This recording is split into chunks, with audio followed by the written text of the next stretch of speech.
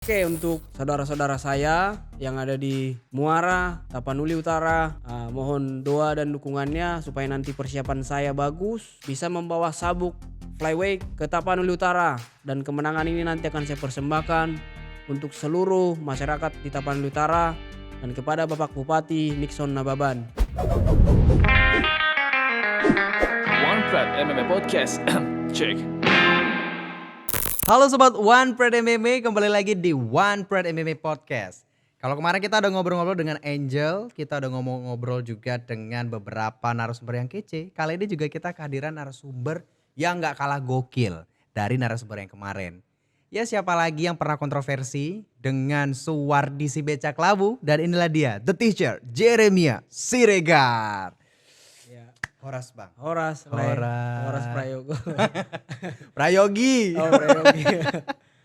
Gimana bang kabarnya nih bang?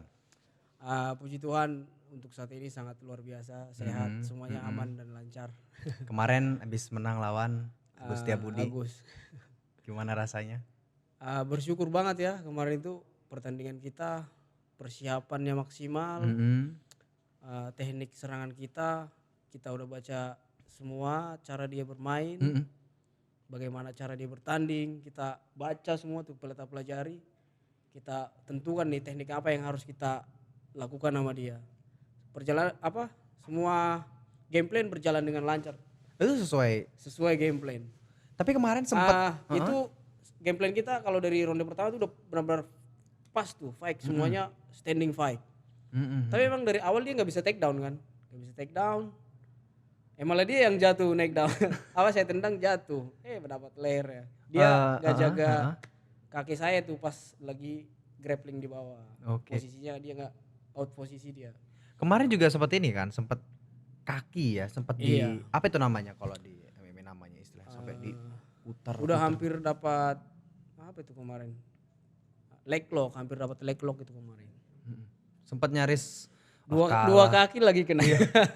Itu udah sempet kalah nih aku. Itu tuh pelajaran sangat berharga tuh kemarin. Kalau nggak ada cornerman saya tuh, kayak saya udah tapping itu. Untung cornerman saya sangat memberi motivasi yang sangat bagus tuh hari itu tuh. Jer, namanya Stefano tuh. Dia memang fighter juga. Dia atlet PON Papua, nanti dia akan bertanding. Vano, mudah-mudahan nanti kamu medali emas di PON. Amin ya. Kalau bukan gara-gara dia kemarin tuh pas kakiku lagi dikunci sama Agus, kayaknya saya udah tap tuh kemarin. Udah mau tap, ya gua tap aja lah. Cuman gua dengar teriakan cornerman gua, Jer tahan 10 detik. Padahal masih 30 detik lebih. Oh dia bener 10 detik. Iya. 10 detik kayaknya gak sampai patah dah dalam hati gua. Tapi udah terasa sakit kali itu ya? Udah sangat sakit, sampai ini kan gua udah jinjit tuh, cuman gua pura-pura gak jinjit tuh. Nutupin kesakitan. Memang kalau cornerman itu salah satu pentingnya cornerman, kita harus mendengarkan walaupun sebenarnya gak harus semua yang kita dengarkan. Tapi kalau pada saat posisi genting seperti itu harus dengarkan instruksi cornerman. Nah itu kan kita kan fight gitu Bang Jeremy nih di fight. Bang harus gimana cara untuk konsentrasi juga mendengarkan cornerman, gimana caranya? Itu kelebihan fighter tuh ada di situ juga. Selain kita memiliki cara bermain sendiri, cornerman juga bisa pandu kita tuh. Nah fungsi kita tuh selain fight, kita juga harus bisa mendengarkan instruksi. Karena kadang-kadang game plan yang kita pikirkan gak sesuai sama, bisa dibaca sama lawan, dan sementara coach kita, cornerman kita bisa lebih memprediksi atau lebih memahami cara bermain kita. Karena dia cuma menonton bisa memahami kan. Apalagi tipikalnya kalau pelatihnya memang dasarnya itu fighter ya. Dasarnya itu memang pelatih terjun di sana. Beda sama yang pelatih cuman baru-baru mulai, pasti beda cara dia kasih instruksi itu. Kebetulan kan waktu fight night kemarin itu kan ada Fikri lawan Abdul Haris Bolang tuh. Biasanya kan dipanggil si Bolang tuh, Bang Bolang. Itu satu camp sama kita semua tuh berdua. Gitu. Nah, makanya saya bilang saya penting banget isu cornerman. Kebetulan Vano ini kenal juga sama Bolang sama Fikri. Vano ini jadi cornerman juga kemarin sama Fikri. Vano cornerman Fikri juga kemarin pas fight. Jadi Bolang tuh sangat mendengarkan instruksi dari Vano. Karena dia tahu bakalan diapain nih gua. kalau Vano bilang Fikri, Fik tendang kaki, dia pasti tendang. Akhirnya sampai Vano nih keluarin kata-katanya, instruksinya ke Fikri bahasa Inggris biar bola nggak ngerti. Iya. Tapi pernah nggak sih Bang Jeremy dalam arti corner bilang tendang misalnya tapi abang nggak ngelakuin? Pasti. Sering. Pasti karena faktor biasanya kadang-kadang kurang konsentrasi atau mungkin Bukan karena telat. jugul ya? Bukan karena jugul. Bukan karena jugul. Kita apa ya, keberhasilan kita itu ya karena keberhasilan pelatih juga. Pasti itu 100% keberhasilan bersama kita pelatih dan tim. Kan? Dan gak bisa cuman karena ada pelatih juga. Sparring partner itu, teman latihan itu sangat menunjang kita bisa sampai dunia pertandingan tuh. Kalau kita cuman latihan gak pernah sparring selain fight. Siap-siap laki gua waktu debut. Nah, waktu sama Agus Setiabudi itu persiapannya berapa lama tuh? Lawan Agus tuh persiapan hampir 2 bulan. Hampir 2 bulan. Apa hal yang ditakutkan? Sebelum lawan Setiabudi tuh Agus harusnya gua lawan sini nih, si Winardi tuh. Oh, sebelumnya seharusnya lawan Harusnya Winardi? gua lawan Winardi tapi digantikan sama lawannya Winardi siapa ya? Aditya Ginting. Iya. Harusnya gue tuh lawan Winardi tuh. Cuman waktu itu karena pandemi saya cancel sampai 3 kali kita di cancel pertandingan tuh. Gak bisa fight. Karena COVID Karena COVID. Akhirnya gue menyerah lah di situ. Gue udah sampai kurus kering. Persiapan tetap berjalan lanjut. Kencang, keras, capek. Setiap udah menjelang Hamin seminggu. Gimana Bang Walter? Jadi gak? Belum jelas Jer. Akhirnya di bulan 6 di cancel juga. Di bulan 7 terakhir tuh baru mulai fight lagi kan. Iya, fightnya 37 ya. Iya, disuruh Bang Walter. Gimana Jer, siap lawan Winardi? Saya bilang, maaf Bang saya cedera. Tapi memang karena ada cedera juga waktu itu. Tapi harusnya masih bisa lah dipaksain. Cuman karena saya gak yakin gak bakalan fight nih. Gak bakalan bisa nih, corona masih melanjak terus nih. Tapi bukan karena takut sama Winardi dong? Oh enggak dong. Berarti kemarin menyaksikan pertandingan Winardi sama Aditya Ginting. Gimana tuh komentarnya? Kalau saya sih lihatnya harusnya yang lebih produktif tuh atau yang lebih yakin menang tuh harusnya Aditya Ginting. Aditya Ginting? Menurut saya. Karena saya pernah berlatih bersama tuh sama Aditya Ginting di Bali MMA. Dia fighter yang komplit juga tuh Aditya. Ground bagus. Stand up fight bagus juga. Submission bagus. Cuman entah kenapa kemarin pas dia lawan Winardi tuh dia take downnya nih sama sekali gak keluar nih. Ladenin terus tuh Winardi. Dia stand up fighting kemarin iya, sepanjang ronde ya? Sepanjang ronde 3 round akhirnya dia kalah tuh. Kalah poin. Jauh poinnya. Karena padahal dia di Bali MMA tuh wah latihannya komplit banget di situ. Latihannya juga jadwalnya gila. Keren banget. Makanya kayak Bang Theo latihan ke sana makin gila kan. Oh iya, kemarin waktu sama iya, Awang ya. Karena yang di sana apa ya? Komplit banget lah di situ memang udah rajanya tempat berlatih MMA ya udah di sana deh komplit. Si Brando lagi di sana nih. Iya, Brando. Jalan title fight. Brando, Adi Rominto. Nah, besok Bang Jeremy mau ke Bali MMA juga nih. Oh, enggak usah. Enggak usah. Kenapa? Udah pernah berlatih di sana juga. Udah pernah latih sana. Nah, ini kemarin kan contender fight dong. Iya. Ya kan, contender fight yang dalam arti dalam waktu dekat bisa jadi udah ada keluar tanggal? Kebetulan sampai saat ini tanggal untuk lawan Adi itu belum ada ya. Belum. Tapi saya sih berharapnya mudah-mudahan April nih fight lah. Sebelumnya nih, si Agus Setiabudi kemarin kelebihannya apa nih? Kalau Agus tuh kelebihannya apa ya? Powernya kali ya. Dia tenaganya itu sama controllingnya dia di bawah di ground tuh bagus banget. Lihat aja waktu lawan Alfiandi, lawan Sutrisno, lawan Adriawan Darmita. Dia kan 4-0 tuh sama sekali belum pernah terkalahkan. Tenaganya memang gua akuin dia memang dia amatirnya gulatnya itu luar biasa. Dia kan atlet PON tuh. Saya akuin tuh dia paling hebat tuh dia. Kalau nggak salah dia udah 2 kali PON tuh. 2 kali PON ya? Oke. PON 2012 sama PON 2016 dia main.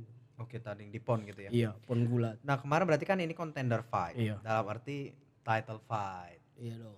Udah keberapa ini title fight yang keberapa? Kebetulan ini udah yang kedua kali nih Tuhan kasih kesempatan nih untuk merebut sabuk nih. Ini kesempatannya gak boleh disia-siakan lagi. Kayaknya kenapa gini nih? ada emosi tersimpan ini untuk Bang Adi Rominto nih. Tentunya dong udah gak sabar merebutnya dari Adi. Adi ya. Kemarin ngeliat dong ke pertandingannya. Saya lihat ya, saya tonton tuh. Kebetulan satu fight naik kan. Saya lihat. Bagus sih memang cara dia. Keren. Cara bermain dia lawan Rama tuh bagus gameplaynya dia. Memang mungkin itulah tujuan dia berlatih ke Bali MMA biar dia bisa antisipasi ground fightingnya sama Rama tuh. Tapi kemarin ground fightingnya dia kan nggak kelihatan, sedang fighting. Tendangan, Tapi kan dia pukulan gitu. semua takedownnya Rama nggak bisa masuk. Oh berarti dia belajar sana untuk counter ya. Counternya yang dia Bang Adi kemarin tuh belajar untuk ke counter ya. Oke. Dia belajar counter ke Bali, bagaimana cara nanganin takedown, nahan takedown gitu. Karena memang basicnya si Rama sendiri submission ground ya. Fighting. Nah gimana nih Bang Jeremy wushu juga backgroundnya, Bang Adi wushu itu wushu juga.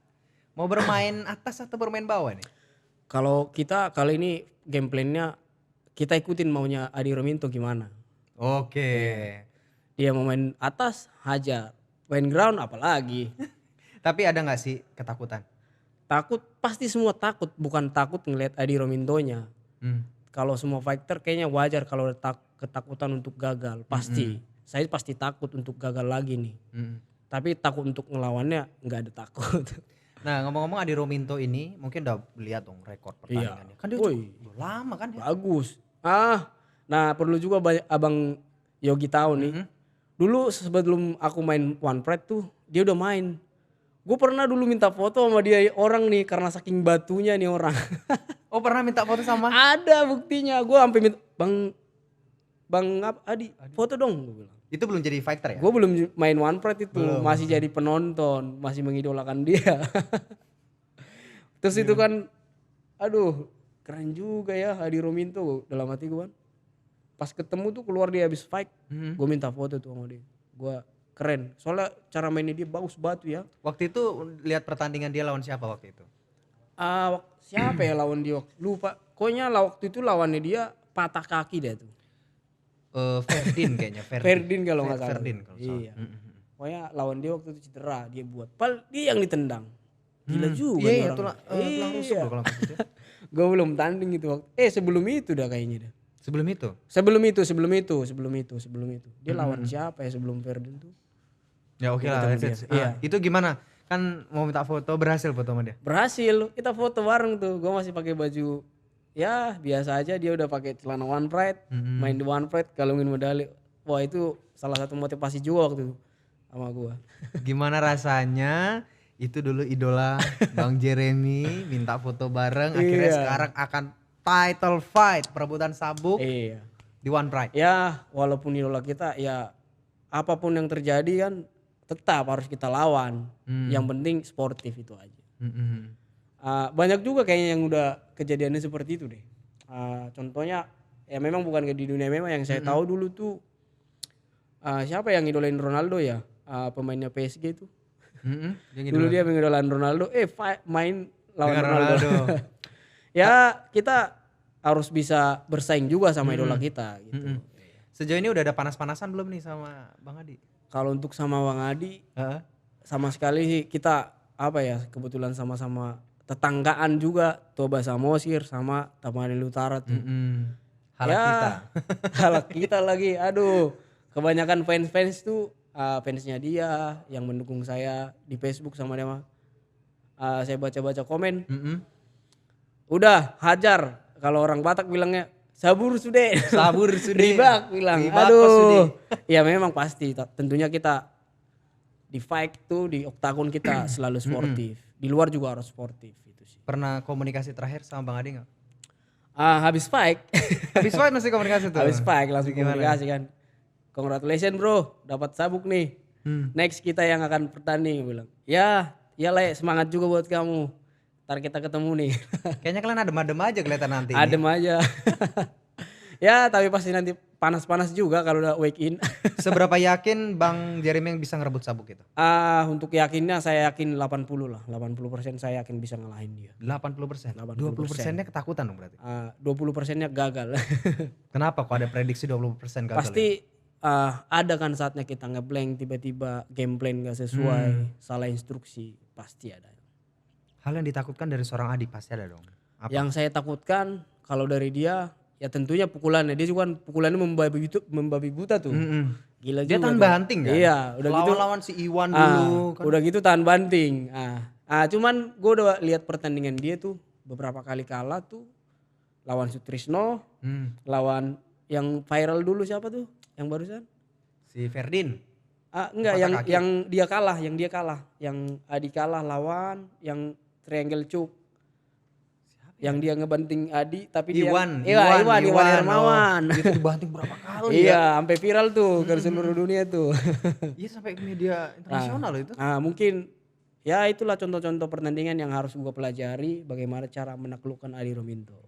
Itu dia di Bali MMA diajarin banting itu berarti. Semuanya.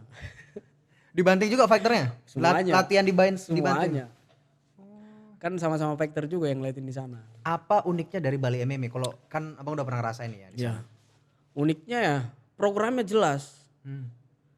Jadi dalam 1 minggu itu ada sparring, ada striking, ada grappling, semuanya lengkap.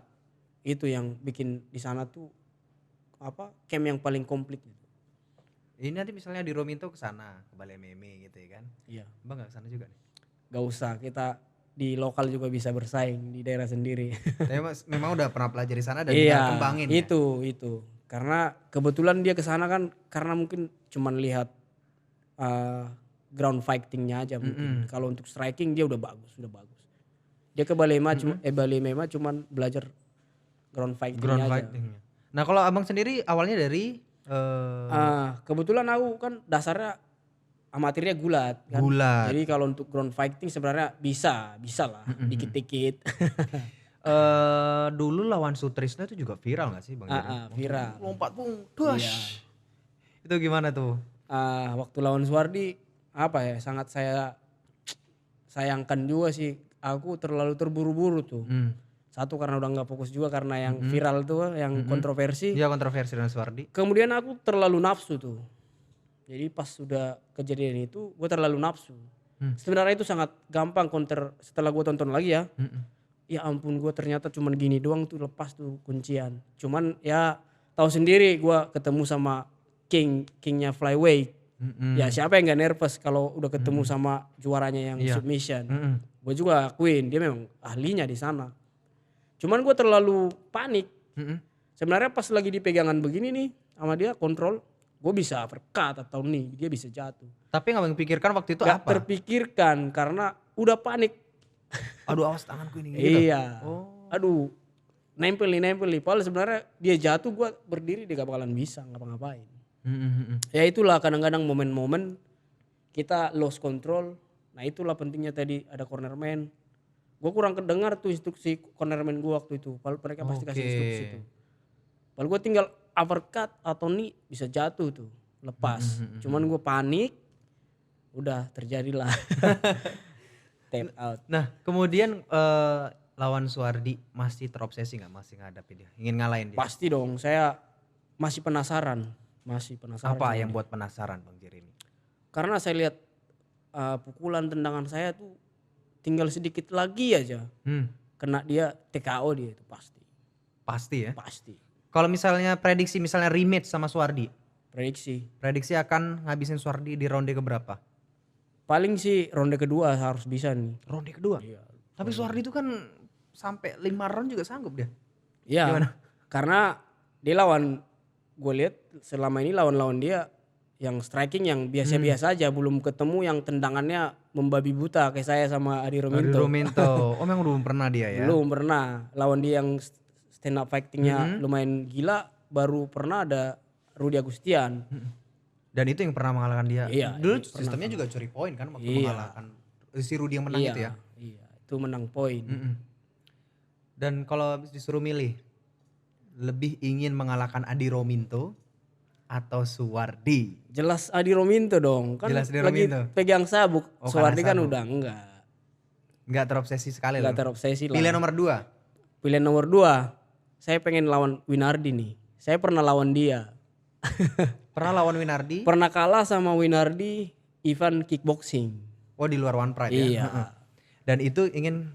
Saya terobsesi pengen Kalau ngalahin pernah dia. kalah sama Suwardi, kenapa gak terobsesi mengalahkan Suwardi dulu? Bisa jadi, ntar juga pasti ketemu kan. kalau dia bisa menang nih, kalau nggak salah dia bakalan lawan Winardi nih. Kalau dia bisa ngalahin Winardi pasti ketemu juga sama kita ya kan. Kalau komentar abang ini Winardi sama Suwardi?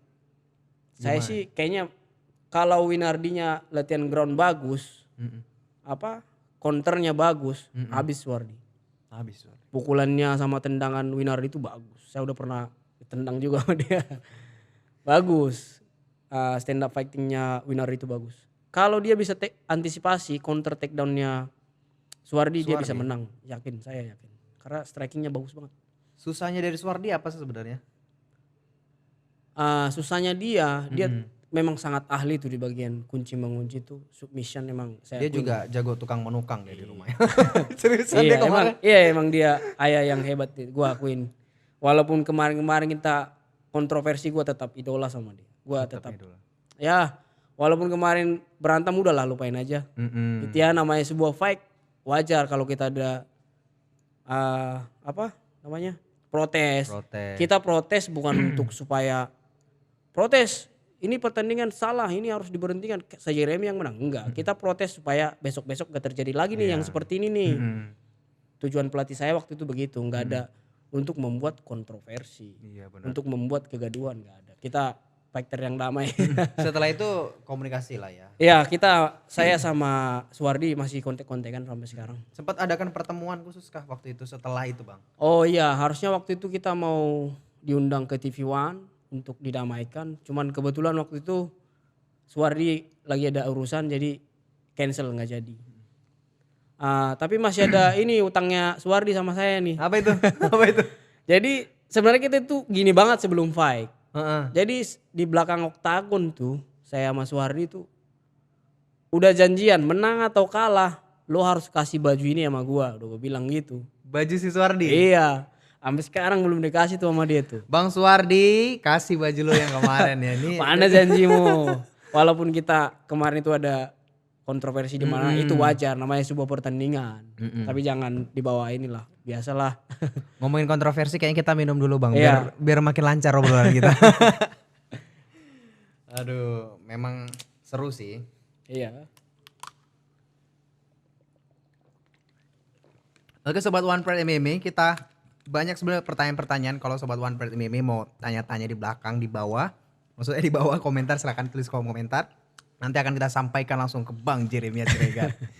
Lanjut nih Bang, soal kontroversi itu. Iya. Kan kemarin sempat rame ya. Iya. Ada kegaduhan segala macam. Tapi dari kedua belah pihak ujungnya damai lah. Ya. Damai lah. Kita pasti bagaimanapun sesusah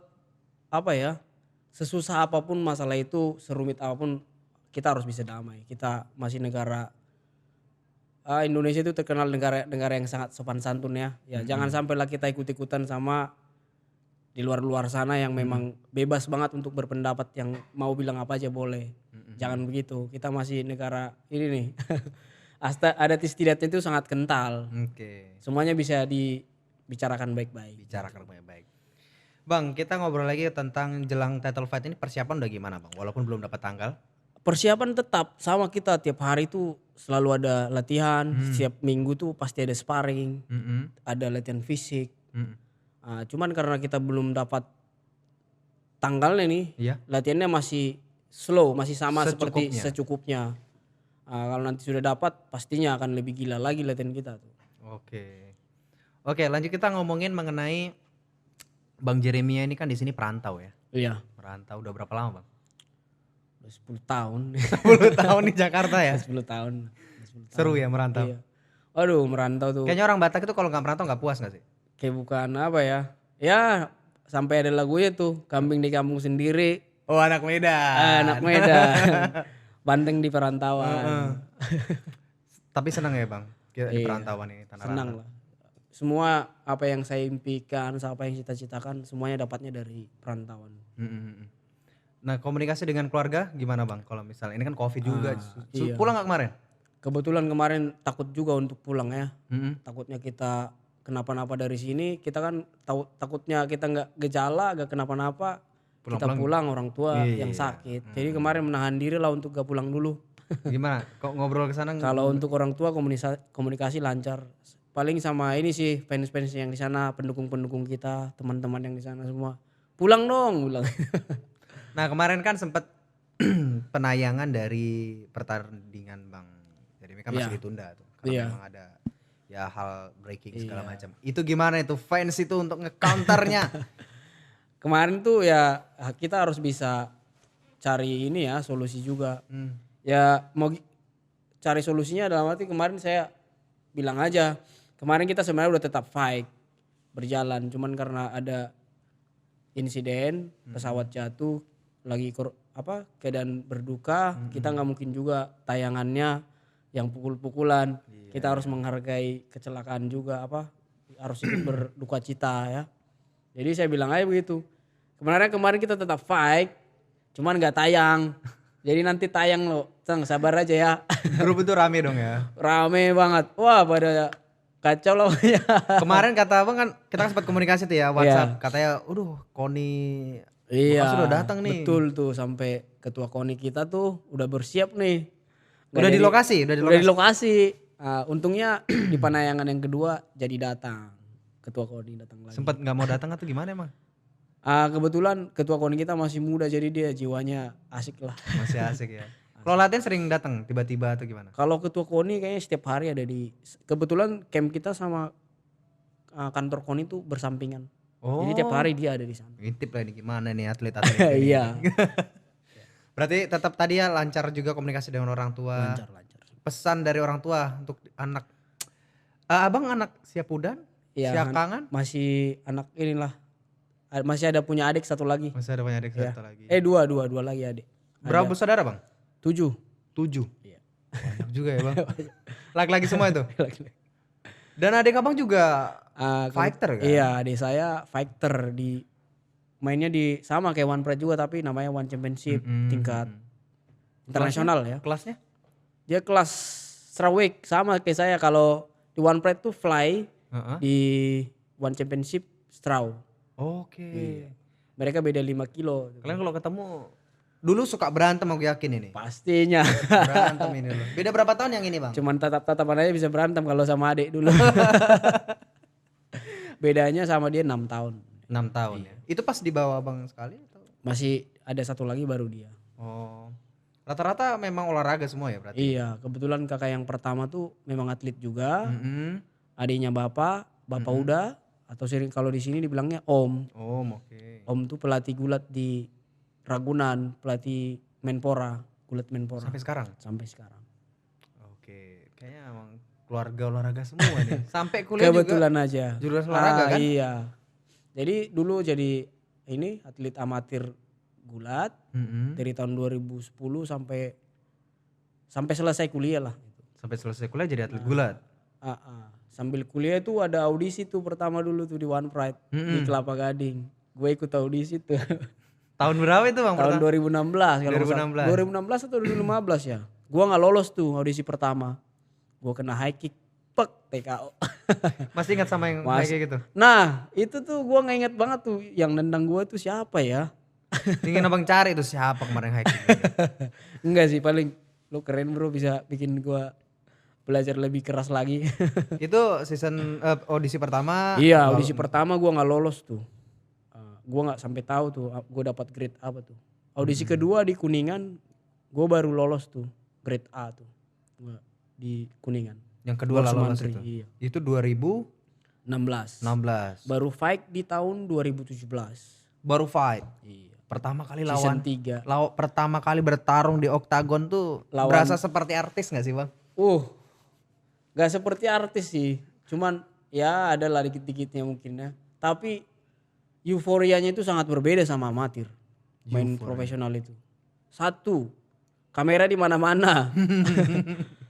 Terus penontonnya rame banget tuh One Pride tuh. Beda sama kita amatir yang nonton tuh ya kita atlet-atlet doang yang nonton sama pelatih. Gak ada orang luar yang nonton.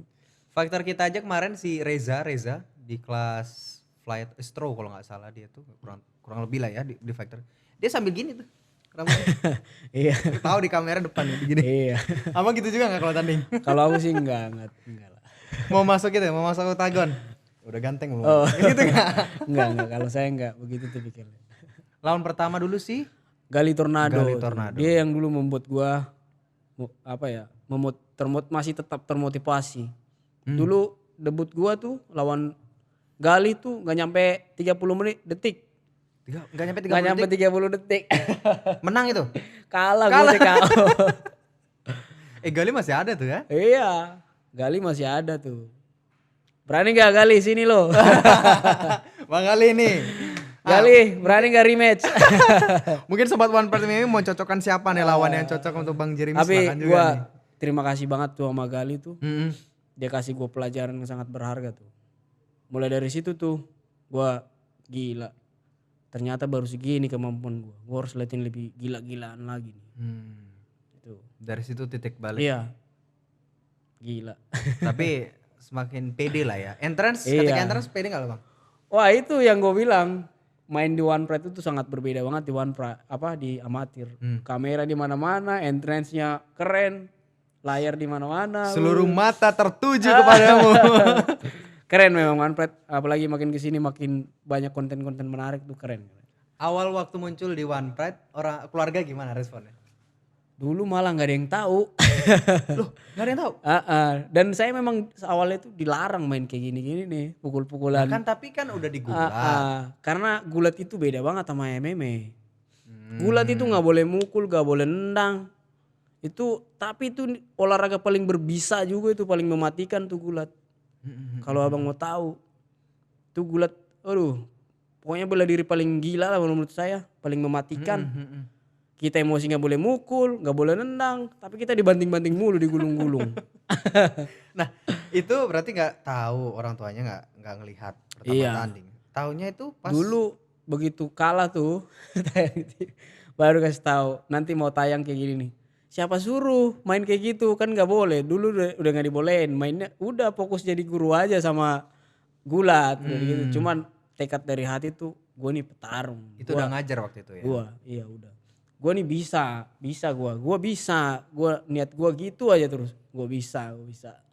Datang orang mama jugul hian Ah, kelekon iya, datang orang kampung. Abuhan.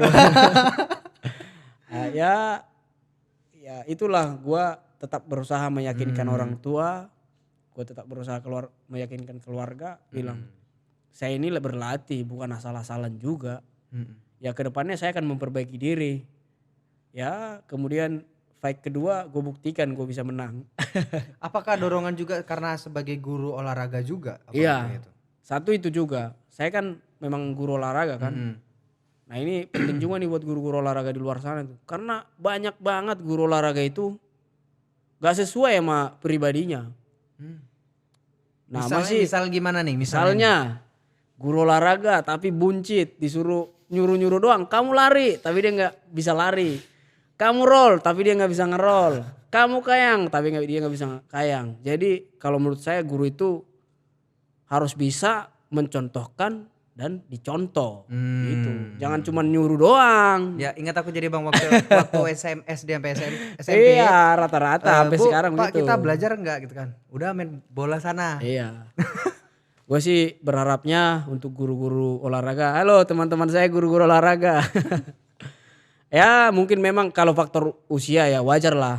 Untuk yang guru-guru yang masih muda nih, ayolah tunjukkan kalau kita memang guru olahraga. Karena olahraga di sekolah itu kayaknya idola semua orang siswa tuh, paling ditunggu-tunggu. Karena memang biasanya kan guru olahraga itu asik-asik. Iya, Tapi Kak. selain kita asik, kita harus bisa juga atraksi. Asik. Nah berarti orang tua tahu abang tanding itu di pertarungan ke berapa itu kira-kira? Tahun berapa deh? Kebetulan dulu saya kan dulu ngajarnya itu di Rawamangun. Sekarang udah pindah ke Bekasi. Jadi sekarang lebih dikenal orang tua itu ya orang tua yang udah di Bekasi tuh. Banyak sih orang tua, hampir semua tahu. Kebetulan kan anak zaman sekarang semua punya Instagram. Follow Instagram langsung tahu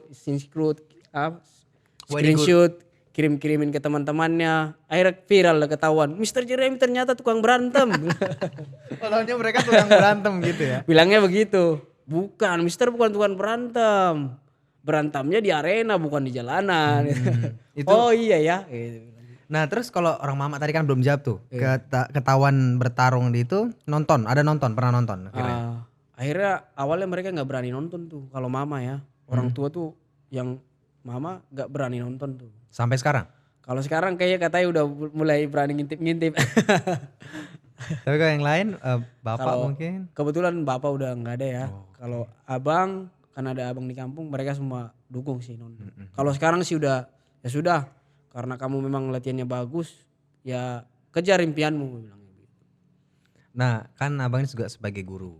Tadi kan sampai muridnya Mister tukang berantem gitu. Membagi waktu. Nah, Itu gimana itu? nah itu tuh tantangan yang paling apa ya? Tantangan yang paling sulit yang saya hadapi selama ini. Karena kan setiap pagi itu saya jam 6 udah harus nyampe sekolah loh. Jam 6.15, 6.15 saya udah harus nyampe sekolah. Nah, gua harus bisa bagi waktu nih.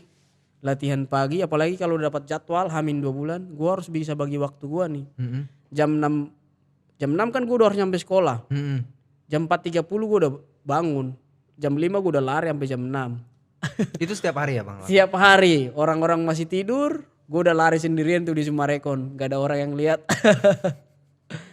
Nah kalau ngajar bang? Pulang sekolah jam 3, mandi bentar pulang, Latihan. langsung latihan. Udah gitu aja tiap hari udah. Ngajar di sekolah nih bang kan SD ya? Iya, kebetulan saya ngajar Nah SD. membagikan karakter anak SD ini ya cukup gemes lah ya. Iya. Gimana bang? Kalau ngajar anak SD itu ya harus sabar aja intinya. Karena anak SD itu apa aja bisa dibilang. Mister, coba lihat perutnya, sispek gak? Oh, sampai bisa. Itu kalau kita menyikapinya langsung pamer, ya bahaya kita kalau langsung tunjukin perut ke anak-anak. Itu bisa dicap negatif itu kalau sama orang tua yang pikirannya negatif ya. Iya. Kalau yang positif, bagus tuh gurunya aja begitu. Pasti anak-anak termotivasi nih. Gitu. Tapi wali murid sekarang banyak yang tahu ya. Sekarang mau orang tua siswa pun sama siswa semuanya kayaknya udah tahu kalau saya Fighter. kerjanya fighter di luar sana. Oke.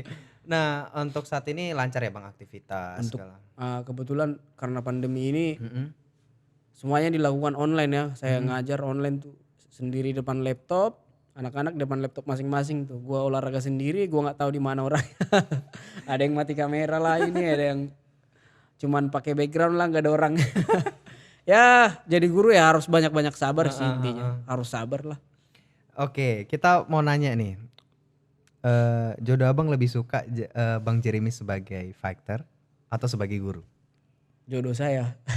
Kan udah ada kan? Nah. Kalau kebetulan dia sih ini aja sih.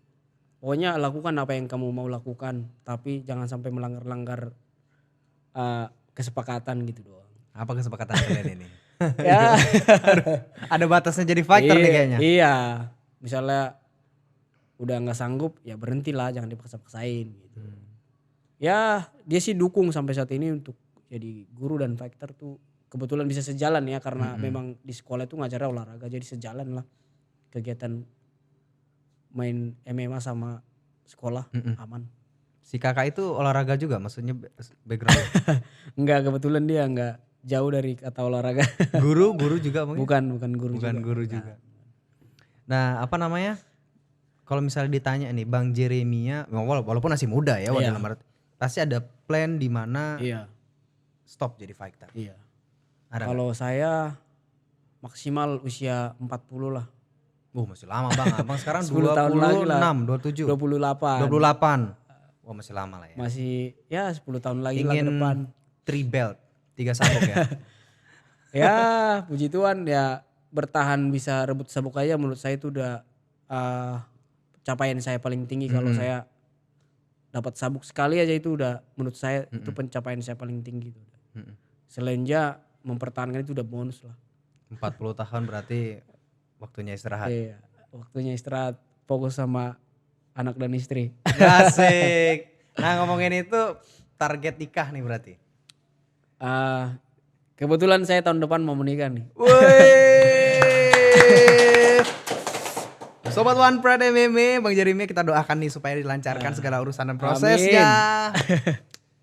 Berarti udah apa ya? Kalau orang Batak itu martupul. Belum ya? Belum. Martupul itu biasanya acara pemberkatan gereja itu biasanya 2 minggu sebelum Oh iya 2 resepsi. minggu sebelumnya. Oke. Semoga dilancarkan ya Bang. Amin, terima kasih Sobat One Pride. Bang Yogi. Nah ini mau nyampein pesan gak nih ke siapa? Adi Rominto. Sampaikan pesannya dulu ke Adi Rominto nih. Buat laiku Adi, Gogo hole tiada. Laiku sama-sama mantap kita gijang. Menang kalah itu biasa. Sportivitas tetap dijaga. Horas. Nggak ada gertakan ini ya. Oh, kita cinta damai kita. Oh, cinta damai.